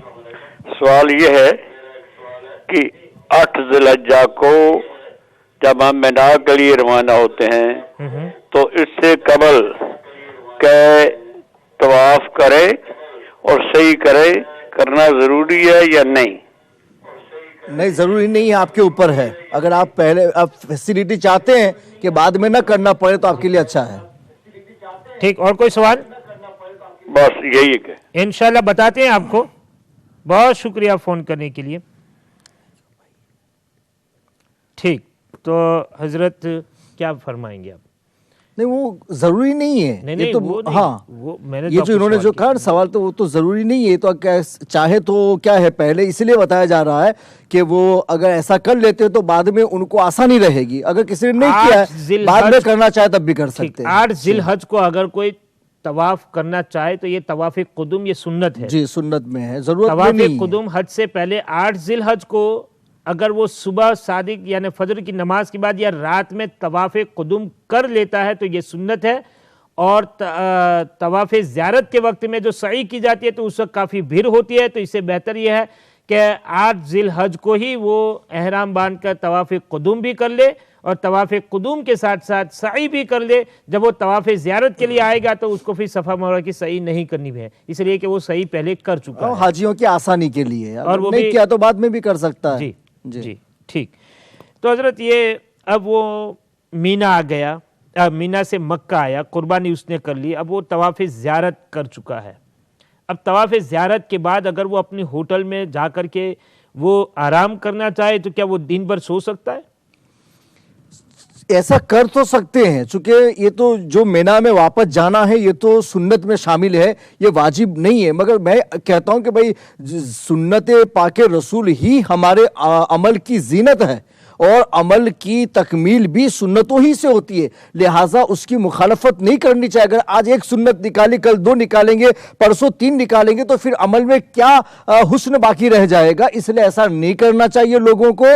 اور طواف زیارت سے فارغ ہونے کے بعد اپنی ضرورت کی کچھ چیز لینا چاہتے ہیں تو لینے کے بعد میں ان کو پھر میدان مینا میں جانا چاہیے، مینا میں حاضری دینی چاہیے، وہیں رکنا چاہیے، اور 2 دن کی جو ان کو رمی کرنی ہے، شیطان کو کنکر مارنے ہیں، وہ مارنے کے بعد میں پھر وہ مکہ میں واپس آئیں گے۔ ساتھ ساتھ دوسرا بھی ایک سوال، اگر کوئی طواف زیارت کے بعد یہ کہتا ہے کہ بھائی مجھے مینا نہیں جانا ہے، اب وہ یہیں پہ قیام کر لیتا ہے، کیا دوسرے دن کنکری مارنے کے لیے اس کو جانا پڑے گا؟ وہ جانا ہی پڑے گا، واجب ہے نا، کنکری مارنا تو واجب ہے، ٹھہرنا واجب نہیں ہے، لہٰذا اگر مکہ میں بھی ٹھہر گیا ہے تب بھی اس کو کنکری مارنے کے لیے تو وہاں پہنچنا ہی پڑے گا. اگر اس نے کنکریاں نہیں ماری ہیں تو اس نے واجب کو ترک کیا, تو ایسی صورت میں اس کو دم دینا پڑے گا. جی تو ناظرین محترم, جتنے بھی حجاج کرام حج کے لیے جاتے ہیں ان سے خاص طور سے مؤدبانہ التماس کرتا ہوں کہ اگر آپ طواف زیارت کے لیے مکۃ المکرمہ کی سرزمین پر کعبہ کے سائے میں آ چکے ہیں تو طواف زیارت کے بعد آپ تھوڑی دیر ریسٹ کرنا چاہے تو آپ اپنے کمرے میں کر سکتے ہیں. آدھا گھنٹہ, 1 گھنٹہ, 2 گھنٹہ یہ ریسٹ کر سکتے ہیں. اس کے فوراً بعد آپ مینا کی طرف روانہ ہو جائیں. رات مینا میں آپ کو قیام کرنا ہے اور یہ سنت ہے رات کا قیام, اور اس کے بعد صبح میں آپ کو پھر کنکری مارنی ہے, تینوں جمرات پر کنکری مارنی ہے, اور پھر آپ واپس چلے جائیں گے اپنے خیمے میں, اپنے ٹینٹ میں. وہاں جا کے آپ کو پھر رکنا ہے, رات آپ کو وہاں قیام کرنا ہے. اس طریقے سے دوسرے دن بھی آئیں گے, کنکری ماریں گے. تو ناظرین اس بات کا خاص خیال رکھیں. اور حضرت اگلا سوال یہ ہے کہ بہت سارے لوگ جب احرام کھول دیتے ہیں تو پھر بالکل فری ہو جاتے ہیں اور اپنے ٹینٹ میں, اپنے خیمے میں بیٹھ کر کے اس طرح گپ شپ کرتے ہیں, ہنسی مذاق کرتے ہیں جیسے کہ کسی شادی کے موقع پر لوگ جمع ہوتے ہیں اور دنیاوی باتوں میں مصروف ہو جاتے ہیں. اس طرح مصروف رہتے ہیں. تو احرام کی پابندیاں ختم ہوئی ہے, حج کے ایام تو ابھی جاری ہیں, تو اس پر کیا عمل کرنا چاہیے؟ ایسے مقدس ایام میں لوگوں کو غنیمت سمجھنا چاہیے کہ اللہ تبارک و تعالیٰ نے ان کو یہ موقع مرحمت فرمایا کہ اپنے مقدس دیار میں ان کو بلا کر کے عبادت کا موقع اور شرف عطا فرما. تو ایسی صورت میں لوگوں کو دنیاوی باتوں میں مشغول نہیں رہنا چاہیے, بلکہ حتی الوسع ذکر و اذکار میں لگنا چاہیے. اور جہاں بھی ایسی محفلیں ہوں کہ ہمیں پتہ چلے کہ وہاں بیٹھنے کے بعد ہم بھی ان کے ساتھ میں دنیاوی کاموں میں مشغول ہو جائیں گے, تو ان لوگوں سے علیحدہ بیٹھ کر کے اپنے آپ کو ذکر و اذکار میں مشغول رکھنا چاہیے. دوسروں کو نہیں دیکھنا چاہیے, اپنے آپ کو دیکھنا چاہیے کہ میں کتنی عبادت اور بندگی کر سکتا ہوں. تو اس کو حتی الوسع لوگوں سے الگ ہو کر کے اپنے اوقات ذکر و اذکار اور دعا وغیرہ میں صرف کرنے ہیں. بار بار ایسے اوقات ملنے والے نہیں ہیں, ایسے ایام میسر آنے والے نہیں ہیں, لہٰذا اس کی قدر کر لینی چاہیے. ٹھیک. طواف الوداع کے لیے جی حضرت, تو یہ تھی, یہاں تک تو ہم نے بات کی یہ طواف زیارت اور کنکری مارنے کے حوالے سے. اگر کوئی شخص مان لیجئے کہ وہ یہ چاہتا ہے کہ میں 12ویں یعنی 10, 11, 12 اور وہ 12 کی شام غروب آفتاب سے پہلے مینا نہ چھوڑ سکا, تو کیا اب وہ اس کو رات کو رکنا پڑے گا؟ دیکھیں اگر صبح صادق تک نہیں نکلا تو اگر رات میں اگر ہے, مغرب ہو گئی اور اب بھی وہ مینا میں ہے, تو اس کے لیے یہ سنت ہے کہ وہ وہاں کی کنکری مار کے جائے. لیکن اگر صبح صادق وہاں کر لی اس کے بعد تو واجب ہو جاتا. 13ویں کی صبح صادق اگر مینا میں ہو جائے اور اس نے نہیں چھوڑا, مکہ نہیں آیا, تو ایسی صورت میں اس پر پھر تینوں جمرات کو کنکریاں مارنا واجب ہو جاتا ہے. مگر اس کے لیے ٹائم وہ زوال کا نہیں ہے. اگر وہ صبح میں بھی مار لینا چاہے تو مار سکتا ہے, مگر بغیر کنکری مارے ہوئے واپس نہیں آ سکتا ہے. لیکن اس کے لیے سنت یہ ہے کہ رات کو اگر رکتا ہے تو رک جائے, سنت میں شامل ہے. لیکن اگر صبح صادق تک وہاں رک گیا اور نہیں نکلا تب پھر اس کو مارنا واجب ہوتا ہے. لیکن اس سے پہلے چلا آئے گا تو دم واجب نہیں ہوگا. اگر صبح صادق کر لی اور پھر نہیں مارا اور واپس چلا آیا تو پھر 13ویں کی بھی واجب ہو جاتی ہے, لہٰذا پھر اس کے اوپر دم ہو جائے گا. اس کو چاہیے کہ جیسے ہی 12ویں کا کام پورا ہو جائے تو واپس مکہ آنے کی کوشش میں لگ جائیں. ٹھیک حضرت, اب یہ تو بات تھی مینا سے واپس مکہ آنے کی اور طواف زیارت وغیرہ سب کچھ کر لیا. اب مکۃ المکرمہ چھوڑنے کا وقت آتا ہے, مدینہ الرسول کی طرف جانے کی تیاری میں لوگ مصروف ہیں. تو اب طواف الوداع وہ کب کرے گا؟ دیکھیں جب بھی کوئی آدمی مکہ شریف کو چھوڑنا چاہتا ہے, وہ سمجھا کہ میرا حج ہو گیا, اب میں جا رہا ہوں, واپس نہیں آنے والا ہوں, تو ایسی صورت میں میقات کے باہر سے جو آنے والے لوگ ہیں ان کے لیے طواف الوداع واجب ہے, اندر کے لوگوں کے لیے نہیں ہے. ہل کے, حرم کے اور ہل کے لوگوں کے لیے طواف الوداع نہیں ہے, میقات کے باہر سے آنے والوں کے لیے طواف الوداع ہے. تو اس کے بارے میں قانون یہ ہے کہ طواف زیارت کے بعد میں اگر کوئی آدمی کوئی بھی مستحب طواف کر لے, یعنی ایسے ہی نفل طواف کر لے, تو وہ طواف بھی بغیر نیت کے طواف الوداع بن سکتا ہے. لہٰذا اگر کسی نے طواف زیارت کے بعد میں مستحب طواف کر لیے ہیں اور اس کے بعد وہ مکہ شریف چھوڑ کے جاتا ہے اور اس نے نہیں کیا طواف الوداع تو اس کا واجب ترک نہیں ہوا، اس لیے کہ کوئی بھی نفل طواف الوداع کے بعد میں طواف زیارت کے بعد میں وہ طواف الوداع بن سکتا ہے، اور اگر وہ مستقل طور پر کرنا چاہے تو یہ بڑی اچھی بات ہے کہ وہ نیت کر کے کہ میں طواف الوداع کر رہا ہوں اور کعبہ شریف کا طواف کرنے کے بعد میں خوب روئے اور دعا کرے کہ اللہ تبارک و تعالیٰ بار بار اس کی زیارت ہمیں نصیب فرمائے، اس طرح کی دعائیں کر کے پھر اس کو وہاں سے رخصت ہونا چاہیے۔ اور اس کے ساتھ میں میں یہ بات بھی بتا دیتا ہوں خاص طور پہ عورتوں کے لیے، یہ بات بتانے سے پہلے کافی دیر سے ہمارے ساتھ تشریف فرمائے منیر صاحب ہیں بریڈفورڈ سے، پوچھتے ہیں کیا سوال لے کر حاضر آئے ہیں۔ ان اللہ مع الصابرین، تو ہم اپنی عورتوں کے لیے جو جہاں جا رہی ہیں ان کے لیے ایک مسئلہ یہ بتا دیتا ہے ہماری بہنوں کے لیے کہ اگر ان کو پیریڈ آ جائے اور اس کی وجہ سے طواف سب کچھ ادا کر لیا، انہوں نے طواف زیارت بھی ان کا ہو گیا ہے، لیکن ابھی واپس جانے سے پہلے کہ بھائی چلو طواف الوداع کریں گے، اور اس سے پہلے اگر ان کو پیریڈ آ جائے اور اس کی وجہ سے وہ طواف الوداع نہ کر سکے تو ان کے حق میں واجب نہیں ہے، ان کے لیے معاف ہو جاتا ہے، بغیر طواف الوداع کے وہ واپس جا سکتی ہیں۔ اور ناظرین یہ بھی یاد رکھیں کہ کوئی بھی نفل طواف زیارت کے بعد میں طواف الوداع بن سکتا ہے، اگر مستقل طور پہ کر سکتے ہیں تو انہیں ایسا کرنا چاہیے، مستقل طور پہ نہیں کیا تو کسی نے اس طریقے سے مستحب طواف کر لیے ہیں تو طواف الوداع میں وہ بھی شامل ہو کر کے واجب ادا ہو جائے گا۔ طواف الوداع کے ساتھ مقام ابراہیم پر 2 رکعت نماز پڑھنا واجب ہے اس کے لیے؟ کوئی بھی طواف ہو، کوئی بھی طواف، ہاں طواف کے بعد میں ہمارے حنفی مسلک کے اندر تو 2 رکعت نماز یہ واجب ہی رہے گی، کہیں بھی چل کے پڑھ سکتا، اگر وہاں موقع نہیں ہے تو مسجد حرام میں یا اپنے ہوٹل پہ آ کے حرم میں کہیں بھی نماز پڑھ سکتا ہے۔ طواف الوداع کتنی دیر پہلے کرے وہ؟ جیسے کہ مجھے یہ ہے کہ شام کو نکلنا ہے تو کیا میں صبح طواف الوداع کر سکتے؟ میں نے بتایا کوئی بھی مستحب طواف ہے نا وہ بن سکتا ہے، اگر آپ نے پہلے بھی کر لیا تبھی کوئی نیت ہونی چاہیے کہ میں طواف الوداع کر رہا ہوں تو آپ کا واجب ادا ہو گیا، پھر اس کے 1 دن کے بعد 2 دن کے بعد بھی آپ نکلیں گے تب بھی کوئی حرج نہیں ہے۔ کسی نے طواف الوداع کر لیا ٹھیک، اور اس کے بعد اس کا جانے کا جو گروپ کے ساتھ تھا تو گروپ لیڈر نے کہا کہ بھائی ابھی ہم نہیں جائیں گے، 2 دن کے بعد جائیں گے، ہاں تب بھی اس کا طواف الوداع ہو گیا، اس کا طواف اس کے بعد اگر کوئی بھی طواف کرتا رہتا ہے تو وہ طواف مستحب میں شمار ہوں گے، اور اگر وہ پھر اس کو بھی طواف الوداع جو آخری طواف ہے اس کو طواف الوداع بنانا چاہتا ہے تب بھی بنا سکتا ہے، لیکن بہرحال اس کا واجب ادا ہو گیا ہے۔ ٹھیک، عمر گل ہے ہمارے ساتھ فون پر، کیا سوال لے کر آئے ہیں؟ السلام علیکم جی۔ السلام علیکم۔ ٹھیک، تو ناظرین محترم اب جو ہے کال لائنز بند کر دی گئی ہیں، انشاءاللہ تبارک و تعالیٰ اگر کل فون کرنا چاہتے ہیں اور ہاؤ ٹو پرفارم حج کی 10 روزہ سیریز میں اگر آپ شرکت فرمانا چاہتے ہیں تو کل ہمارا آخری دن ہوگا، اور یہ آخری دن بڑا اہمیت کا دن ہوگا، اس لیے کہ اس دن میں ہم رسول اللہ علیہ السلام کے دربار کی حاضری پر بات کریں گے۔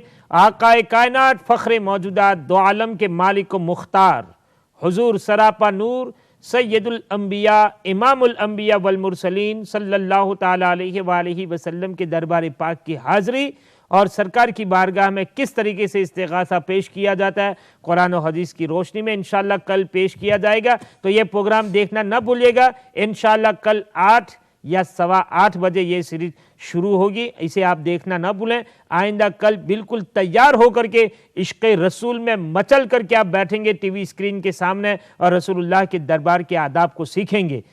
بہت شکریہ آپ کا یہ بات سننے کا۔ ٹھیک، تو حضرت طواف وداع کے بعد جیسا کہ آپ نے فرمایا کہ اگر 2 دن رکتا ہے 3 دن رکتا ہے پھر بھی اس کا مستحب اور اس کا واجب ادا ہو گیا، اس کے بعد جو بھی کرے گا وہ مستحبات میں ہوگا۔ ٹھیک ہے حضرت، اس کے بعد اب چلیں اب لوگوں کے سوالات کی طرف چلتے ہیں تاکہ لوگ کہیں گے کہ ہم نے سوالات کیے لیکن ابھی تک کچھ سوالات تو ایسے تھے جس کو آپ نے جو ہے فون پر ہی مہربانی فرما کے ان کے جوابات دے دیے تاکہ وہ خوش بھی ہو جائیں۔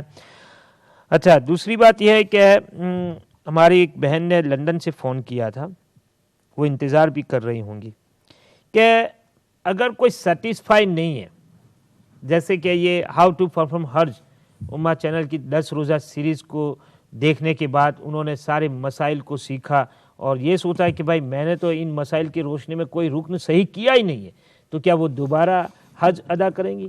دیکھیے اگر ان کے پاس میں استطاعت ہے تو ایسے شکوک و شبہات کے دفع کے لیے اگر وہ دوبارہ حج کر لیتی ہیں تو ان کے حق میں اچھا ہے، لیکن جہاں تک شریعت کا مسئلہ ہے تو ایسے شکوک و شبہات کی وجہ سے مطلقاً یہ حکم نہیں لگایا جا سکتا کہ ان کا یہ حج کا فرض ادا نہیں ہوا۔ اگر انہوں نے ایک دوسرے کے دیکھی بھی اگر کسی طریقے سے وہ کام کر لیا ہے تو سنت طریقہ الگ چیز ہے کہ بھائی کس طریقے سے کوئی کام کیا جائے تو وہ اس کا بہتر طریقہ ہوتا ہے، لیکن یہ ہے کہ وہ کام کسی بھی طرح سے اگر عمل میں آ گیا، اگر کوئی واجب ان کا ترک نہیں ہوا ہے تو ان کے اعمال جو ہیں، ان کے مناسک ہیں، وہ شریعت مطہرہ کی روشنی میں مان لیے جاتے ہیں اور ان کا حج شریعت مطہرہ کی روشنی میں ہو جاتا ہے۔ لہذا جب تک انڈاؤٹلی آپ یہ نہ کہہ سکیں کہ ہم نے فلاں چیز ایسی ترک کی کہ اس کی وجہ سے فرض چھوٹ گیا ہے یا ہم نے واجب ترک کیا ہے، اگر واجب ترک کیا ہے تو ان کو صرف ایک دم کرا دینا ہے، وہاں کوئی جاتا ہو اس کے ساتھ میں بھیج دے، وہاں قربانی ان کے نام سے چھوٹے ہو تو حضرت تو پھر کیا دماد دم وہ جیسے کہ حج میں وہ جائیں تو اس کا حج کا اتنا سارا خرچ ہوگا، اس سے تو کم ہی خرچ ہوگا نا۔ اگر ان کو ایسا پتا چلتا ہے تو ہر سال کوئی عمرہ میں جا رہا ہے، کوئی کیا حج کے لیے جا رہا ہے، ایک دم بھیجتے رہیں تو یہ جتنے واجبات ہیں جو سب تو نہیں چھوٹے ہوں گے نا۔ اگر کسی کے بارے میں ان کو کوئی شبہ جاتا ہے تو اس واجب کے لیے وہ کیا ہے دم بھیج دے تو ان کا واجب وہ کیا ہے مان لیا جائے گا، تو ایسی صورت میں کوئی کمی نہیں۔ باقی فرائض جو ہیں وہ تو احرام ہے، وہ تو نیت انہوں نے کر لی تھی، وقوف عرفہ کر لیا تھا، طواف زیارت کر لیا تھا، تو فرائض نہیں چھوٹے ہیں، تو واجبات کے چھوٹنے کے راستے اس کے کفارے کے ہیں کہ دم دے کر کے پورا کیا جا سکتا ہے، تو ایسا کبھی بھی کر سکتے ہیں۔ سوال انہوں نے یہ فرمایا تھا کہ 2-3 بار مسلسل عمرہ کرنا چاہیں تو یہ کر سکتے ہیں وہ؟ ہاں کیوں نہیں کر سکتے؟ اور ہر عمرے کے بعد جو ان کو بال کٹانا پڑے گا؟ ہاں صفا مروہ کی سعی کے بارے میں صفا مروہ کی سعی تو فرض میں شامل ہے عمرہ کے اندر، ہاں وہ فرض میں شامل ہے کہ اس کے بغیر عمرہ ہوگا ہی نہیں، لہٰذا ان کو طواف بھی کرنا ہے اور صفا مروہ کی سعی بھی کرنی ہے، اور اس کے بعد وہ کیا ہے نیت احرام سے ان کو باہر ہونے کے لیے وہ کیا ہے 1 پور کے برابر بال بھی کٹوانے پڑیں گے، پورے سر کے بال کو اکٹھا کر کے وہاں کٹوائیں۔ اگر کوئی زیادہ عمرہ کرنا چاہتا ہے، ان کو ایسا پتا چلے کہ میرے بال بہت چھوٹے ہو جائیں گے، تو ایسی صورت میں ایک اجازت ہے کہ وہ اپنے سر کے بالوں کے 4 حصے کریں، اور 4 حصوں بال ٹوٹل جو ہے اسے 4 حصے کریں، اور 4 حصوں میں سے ایک حصے کے بال کو نیچے سے وہ 1 پور کے برابر کاٹ لے، تب بھی واجب ادا ہو جائے گا۔ پورے سر کے بال کو اکٹھا کر کے کاٹنا یہ کیا ہے سنت میں شامل ہے، افضلیت میں شامل ہے، اور 1/4 بال کا جو ہے وہ کیا ہے اس کو کاٹ لینا یہ واجب کو پورا کرنے کے لیے کافی ہے، چاہے وہ مرد کے لیے ہو چاہے عورت کے لیے ہو۔ میرے خیال میں عورتیں یہ سوالات اس لیے زیادہ کر دیں کہ میرے بال چھوٹے ہو جائیں گے، چونکہ وہ یہاں ہپی کٹ رکھتے ہیں، چھوٹے چھوٹے بال ایسے ہی رکھتے ہیں، تو ظاہر سی بات ہے کہ وہ ہر سال عمرہ کرتے ہیں یا پھر حج کے لیے جاتے ہیں اور 2-3 مرتبہ عمرہ کرتے ہیں تو خود ایسے ہی چھوٹے ہیں، اور عمرہ کرتے کرتے پھر چھوٹے ہو جائیں گے تو پھر بوائے کٹ ہو جائیں گے، تو پھر مسئلہ بنے گا۔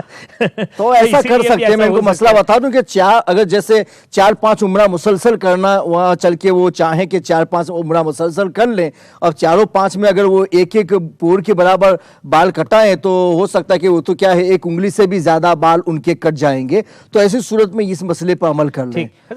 بال کٹنے کی بات آئی تو آپ سے یہ سوال ہی میں کیوں نہ شیئر کر لوں، اور تاکہ ہمارے ناظرین کو بھی اس کا فائدہ ہو جائے کہ کیا عورتیں اتنا بال جو رکھتی ہیں، بڑی عورتیں بھی یا چھوٹی جوان عورتیں بھی، تو عورتوں کا بال کاٹنا جائز ہے؟ نہیں، حرام ہے، جیسے مردوں کے لیے داڑھی کا حکم ہے، اس لیے اسی طرح سے حضور پاک نے ارشاد فرما کہ اللہ تبارک و تعالیٰ نے عورتوں کو سر کے بالوں سے عزت عطا فرمائی ہے، لہٰذا ان کو بالوں کو نہیں کاٹنا چاہیے، ان کے بالوں کو نہیں کاٹنا، اگر وہ نیچے سے کچھ آگے پیچھے ہو جائیں بالکل، تو اگر ان کو سیدھا کرنا چاہتی ہے تو تھوڑا سا نیچے سے وہ کیا ہے کٹ مار کے سیدھا کر سکتی ہیں، جیسے وہ احرام سے باہر آنے کے لیے 1 پور کے برابر کاٹتے ہیں، اس طریقے سے سیدھا کر سکتی ہے، لیکن پورا ایسا کاٹنا کہ جس کی وجہ سے بال ان کے خوف ہو جائیں یا کیا ہے مردوں سے مشابہ ہونے شروع ہو جائے، تو ان سب کی اجازت ان کے لیے نہیں ہے۔ میری ماں بہنوں، آپ کے لیے ہم نے یہ سوال پوچھا، شریعت کا قانون جہاں آپ مناسک حج کے مسائل سیکھ رہے ہیں وہاں اسلامی طور و طریقوں کو بھی سیکھیں، اسلامی زندگی کو بھی اپنائیں۔ ازواج مطہرات، صحابیات، امہات المومنین رضی اللہ تعالی عنہن نے جس طریقے سے زندگی بسر کی ہے، اسلامی طور و طریقے کو اپنایا ہے، اس طریقے سے ہمیں بھی اسلامی طور و طریقہ اپنانا چاہیے، اور برائے کرم اگر اب تک آپ بال کاٹ چکی ہیں تو آپ اسے نہ کاٹیں، اسے چھوڑ دیں، اسے اپنے حال پر رہ دیں، اس لیے کہ آقا علیہ الصلوۃ والسلام نے ارشاد فرمایا کہ عورتوں کو ان کے سر کے بالوں سے عزت دی گئی ہے، تو آپ اپنی عزت کو رسوائی اور ذلت میں نہ تبدیل فرمائیں۔ آپ سے میری ریکویسٹ ہے، میں آپ سے التماس کرتا ہوں، خدا را اگر آپ کی یہ خراب عادت ہے بال کاٹنے کی، بھویں کاٹنے کی، تو یہ سب منع ہے، شریعت اسلامیہ میں اس کی اجازت نہیں ہے۔ ہم مسلمان ہیں، مسلمان وقار کے ساتھ زندگی بسر کرتا ہے، تو ہمیں چاہیے کہ ہم ان باتوں کی طرف توجہ دیں، اور خاتون جنت فاطمۃ الزہرا رضی اللہ تعالی عنہا کے نقش قدم پر چل کر کے اپنی زندگی کو کامیاب بنانے کی کوشش کریں، ورنہ کل قیامت کے دن خاتون جنت فاطمۃ الزہرا رضی اللہ تعالی عنہا کے سامنے آپ کو پیش کیا جائے گا۔ بی بی خاتون جنت آپ سے سوال فرمائیں گی کہ کیا تم نے میرے ابا جان کی نام کلمہ پڑھا تھا، یعنی تم مسلمان تھے اور رسول اللہ کی سنتوں کے ساتھ تلے تم نے زندگی بسر نہیں کی، آقا علیہ السلام کی تعلیمات پر تم نے زندگی بسر نہیں کی، تم نے میری لاج نہیں رکھی، تو بتاؤ کیا جواب دو گی؟ اس لیے بہتر یہ ہے کہ کل قیامت کے دن پوچھے جانے والے سوالات کے جوابات کی تیاری ابھی سے کر لیں۔ حضرت اس پر کچھ روشنی ڈالیں گے آپ؟ جی، عورتوں کو رسول اکرم علیہ الصلوۃ والتسلیم کی تعلیمات کو مد نظر رکھنا چاہیے اور اسی کے مطابق زندگی گزارنی چاہیے۔ عورتوں کو یہ سمجھنا چاہیے کہ حضور پاک علیہ الصلوۃ والتسلیم کی تشریف آوری سے پہلے عورتوں کے ساتھ میں کس طرح کا ظلم ہوتا تھا کہ ان کو لوڈیوں سے بدتر بنا کر کے رکھا جاتا تھا، ان کا کوئی وقار، کوئی عزت، کوئی رائٹ ان کو نہیں ملتا تھا، بلکہ وراثت کے معاملات میں ان کو شرکت بھی نہیں ان کی قبول کی جاتی تھی۔ اس طرح کے حالات تھے، بچیوں کو زندہ درگور کیا جاتا تھا، جس کا ذکر قرآن پاک میں بھی موجود ہے۔ وہ تو ہمارے پیارے آقا و مولا صلی اللہ تعالی علیہ وسلم نے تشریف لا کر کے عورتوں کے حقوق بتائے، ان کی عزت بڑھائی۔ حضور پاک نے متعدد ازواج رکھیں، اور پھر ان کے ساتھ میں حضور پاک علیہ الصلوۃ والتسلیم نے اللہ کی تعلیمات کے مطابق ان کے حقوق کی بجاوری کی، اور ہمیں یہ بتایا کہ عورتوں کا کیا وقار ہے اور عورتوں کی کیا عزت ہے۔ تو عورتوں کا وقار اور عورتوں کی عزت رسول پاک علیہ الصلوۃ والتسلیم ہی کی عطا اور آپ کی دین ہے، لہٰذا اگر وہ عورتیں جن کو وقار اور عزت دنیا والوں کی نظر میں حضور پاک علیہ الصلوۃ والتسلیم کے فرمان سے ملی ہو، اگر وہ عورتیں حضور پاک کے فرمان کے خلاف جائیں تو وہ اپنے محسن و کرم فرما آقا کی بارگاہ میں کس طریقے سے منہ دکھا سکیں گی؟ اس لیے نصیحت ان کو یہ ہے کہ ہمارے آقا نے ان کا اتنا خیال فرما کہ حجۃ الوداع میں خاص طور پر عورتوں کے لیے نصیحت فرمائی نا، تو پھر عورتوں کو بھی حضور پاک علیہ الصلوۃ والتسلیم کو کبھی نہیں بھولنا چاہیے، بارگاہ رسالت میں بے حد درود پاک کے نذرانے پیش کرنے چاہیے، اور ہمیشہ حضور پاک کی تعلیمات کو مد نظر رکھ کر کے اپنی زندگی اسلامی شریعت کے مطابق گزارنے کی کوشش کرنی چاہیے۔ سبحان اللہ۔ حضرت جیسا کہ ہمارے ایک بھائی نے سوال فرمایا تھا، مشتاق بھائی نے، حالانکہ یہ سوال نہیں تھا، انہوں نے ایک وظیفہ پوچھا تھا، ایک دعا پوچھی تھی، وہ یہ کہ وہ اپنے بھائیوں کی شادی کرانا چاہتے ہیں، تو ان کے لیے کوئی وظیفہ عنایت فرمائیں تاکہ وہ اپنے بھائیوں کی شادی صحیح طریقے سے کر سکے اور ان کے بھائیوں کے لیے اچھی شریک حیات کا انتخاب ہو جائے۔ اسی نیت کے ساتھ میں حسبنا اللہ و نعم الوکیل کا ذکر ان کو بکثرت کرنا چاہیے کہ انشاءاللہ اس دعا کے ساتھ میں قرآن کی آیت کا حصہ ہے کہ اس وظیفے کے ساتھ میں کوئی بھی نیت کر لی جائے اور رب تبارک و تعالیٰ سے مانگ کے طور پر بکثرت حسبنا اللہ و نعم الوکیل پڑھا جائے تو انشاءاللہ ہر معاملے کا حل اس دعا کے اندر رکھا ہوا ہے۔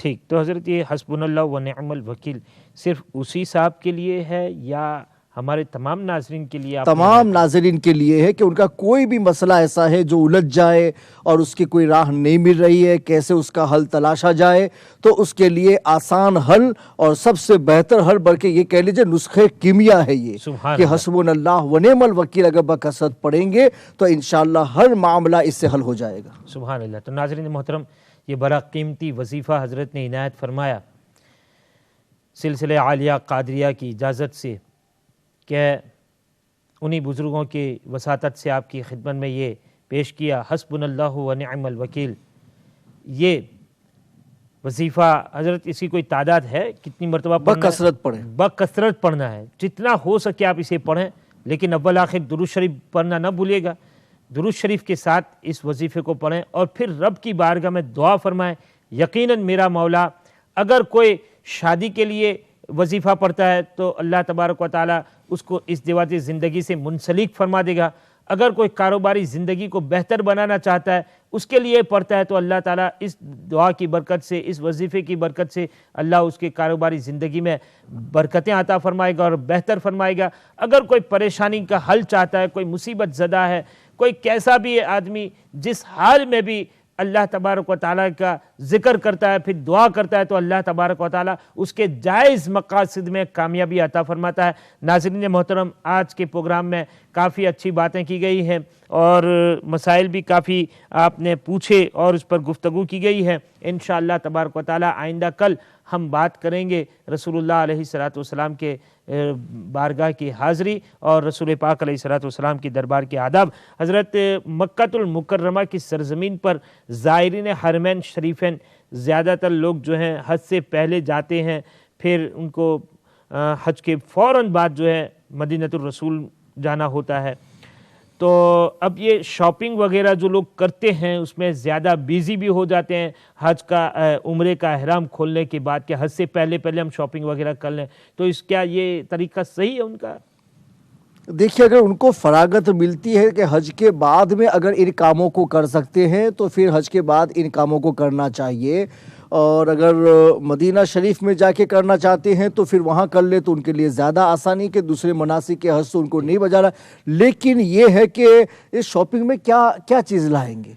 یہ جو ابھی لوگوں نے تحفہ تحائف کا جو ایک سلسلہ ایک رسم بنائی، میں اپنے بہار شریعت میں ہے، بہار شریعت کے 14ویں حصے میں یہ مسئلہ لکھا گیا ہے کہ آج کل جو رسم چل رہی ہے ایک دوسرے کو تحفہ تحائف دینے کی، یہ در حقیقت گفٹ نہیں ہے، یہ در حقیقت قرض ہے۔ اچھا قرض ہے، کہ قرض کیسا کہ بھائی ایک دوسرے کو دیتے رہے، وہ سمجھتے کہ مجھے بھی ملنا چاہیے، وہ اور نہیں دے گا تو پھر بعد میں چاچا میں نے اس کو یہ دیا تھا اس نے مجھے یہ نہیں دیا، تو اس طرح سے لوگوں نے حج کو بڑا ایکسپینسیو بنا دیا ہے۔ وہاں کا تبرک سب سے بڑا یہی ہے کہ وہاں کی کھجوریں اور زمزم شریف لا کر کے لوگوں کو دیا جائے، اس سے بہتر کوئی تحفہ نہیں اور اس سے بہتر کوئی آدمی کا گفٹ نہیں ہے۔ یہ مکہ سے جدہ جاتے ہیں حج سے پہلے پھر واپس آتے ہیں تو کیا ان کو عمرہ یا طواف کرنا پڑے گا؟ مدینہ شریف سے نہیں مکہ ہی سے حج تمتع کرنے والے احرام کھول کے دیتے ہیں، یعنی عمرہ کرنے کے بعد مکہ میں ان کے پاس وقت ہے 8-10 دن کا حج سے پہلے، تو یہ جدہ تک جاتے ہیں پھر جدہ سے واپس آتے ہیں کیا؟ نہیں، ان کو کوئی ضروری نہیں ہے، اگر وہ کرنا چاہتے ہیں تو وہ کیا ہے وہ ہل ہے وہاں سے اگر احرام مان کے اگر وہ آ جاتے ہیں تو ان کے لیے ایک کیا ہے نفلی عمرہ ہو جائے گا، لیکن واجب میں نہیں ہے، نہیں واجب میں ایسا کرنا کوئی ضروری نہیں ہے۔ میقات سے باہر آنے والوں کے لیے وہ پہلی مرتبہ جو ہے وہی ہے، اس کے بعد اب ہل یا حرم کے اندر آمد و رفت ان کی ہوگی تو اس کی وجہ سے ان کو الگ سے عمرہ کرنا واجب نہیں۔ جدہ بھی حرم میں؟ ہاں نہیں، وہ ہل میں ہے مگر میقات کے اندر ہے نا، اس لیے اس میں کوئی حرج نہیں۔ ٹھیک، ناظرین محترم، بڑے اچھے سوالات تھے اور بڑی اچھی ڈسکشن ہوئی آج میں، اور اس کے بعد جو ہمارا فوراً جو پروگرام شروع ہوگا 10:30 بجے وہ پروگرام ہے ہیڈن ٹروتھ کا، اس پروگرام کو دیکھنا نہ بھولیے گا۔ آپ کے جو سوالات ہوں اس پروگرام میں ضرور فرمائیں گے آپ، اس میں علماء کرام تشریف فرما ہوں گے اور بڑی خوبصورت انداز میں بڑے احسن طریقے سے وہ گفتگو فرمائیں گے اور آپ کے سوالات کا جوابات بھی عنایت فرمائیں گے۔ تو ناظرین کل تک کے لیے مجھے اجازت دیجیے، انشاءاللہ تبارک و تعالی ہاؤ ٹو پرفارم حج کے آخری دن کے میں انشاءاللہ کل آپ سے ملاقات کریں گے، تب تک کے لیے مجھے اجازت دیجیے۔ اجازت دینے سے پہلے میں حضرت علامہ مولانا محمد یونس مصباحی صاحب کا تہہ دل سے شکریہ ادا کرتا ہوں، اور امہ چینل کا اور ہماری رضوان بھائی، باقر بھائی اور ہماری امہ چینل کی پوری ٹیم کا شکریہ ادا کرتا ہوں کہ جنہوں نے ہاؤ ٹو پرفارم حج میں مناسک حج کو سیکھنے کے لیے بہترین سیریز کا انعقاد فرمایا۔ اللہ تعالیٰ سب کو دنیا آخرت میں بہتر سے بہتر صلہ عطا فرمائے۔ تمام ناظرین کا، تمام کالر کا شکریہ ادا کرتا ہوں کہ انہوں نے دل سے محبت سے پیار سے اس پروگرام کو دیکھا، دعائیں دی، اللہ سب کی دعائیں قبول فرمائے، اور ہمارے عارف آدم صاحب جو چیئرمین آف امت چینل ہے ان کے لیے خاص دعا فرمائے گا، ان کے والدین کے لیے دعا فرمائے گا، ان کے عزیز و اقارب اور ان کے بھائی بہنوں کے لیے دعا فرمائے گا کہ انہوں نے امت مصطفیٰ کریم علیہ الصلوۃ والسلام کو دین کی تعلیم سے آراستہ کرنے کے لیے امت چینل کا انعقاد فرمایا، اور پھر خوبصورت سے خوبصورت پروگرامات آپ کی خدمت میں پیش کیے جاتے ہیں۔ اللہ تعالیٰ عارف بھائی کو، ان کے خاندان والوں کو دنیا آخرت میں بہتر سے بہتر صلہ عطا فرمائے۔ ناظرین اجازت چاہتا ہوں، کل ملیں گا انشاءاللہ تعالیٰ ہاؤ ٹو پرفارم حج کے آخری دن مدینۃ الرسول کی حاضری کے ساتھ۔ السلام علیکم ورحمۃ اللہ وبرکاتہ۔